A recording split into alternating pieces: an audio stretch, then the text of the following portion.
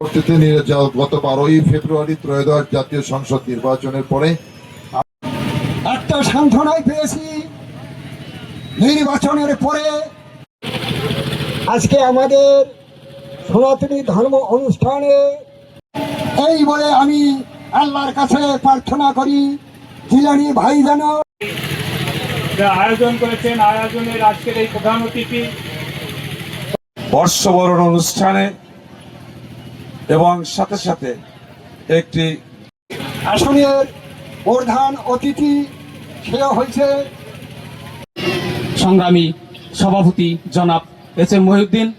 উপস্থিত আছেন ত্রয়োদশ জাতীয় সংসদ নির্বাচনের পরে আমি এখানে প্রথম আসলাম। তো সঙ্গত কারণে আমি তো কিছুটা ঋণী হয়ে রয়েছি আপনাদের কাছে। গত 12 তারিখে জাতীয় সংসদ নির্বাচনে আপনারা আমাকে ভোট দিয়ে মহান সংসদে পাঠিয়েছেন আপনাদের প্রতিনিধি করে। এই জন্য আপনাদেরকে আমি সকলের প্রতি আমার কৃতজ্ঞতা প্রকাশ করছি। আমি নির্বাচনের আগে আপনাদের কাছে ভোট চাইতে এসেছিলাম।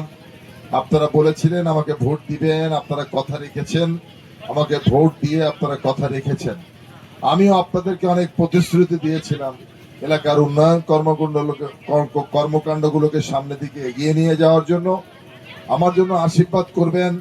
আমাকে যে ঋণী আপনারা করেছেন ভোট দিয়ে, আমাকে যে ভোট দিয়ে আপনারা আপনাদের সেবক আমাকে বানিয়েছেন, আমাকে খাদেম বানিয়েছেন, আমি যেন 5টি বছর আমি আমার সামর্থ্যের সবটুকু দিয়ে আপনাদের পাশে থেকে এই এলাকার মানুষের এবং এলাকার উন্নয়নে কাজ করতে পারি, সেজন্য সবাই আশীর্বাদ করবেন।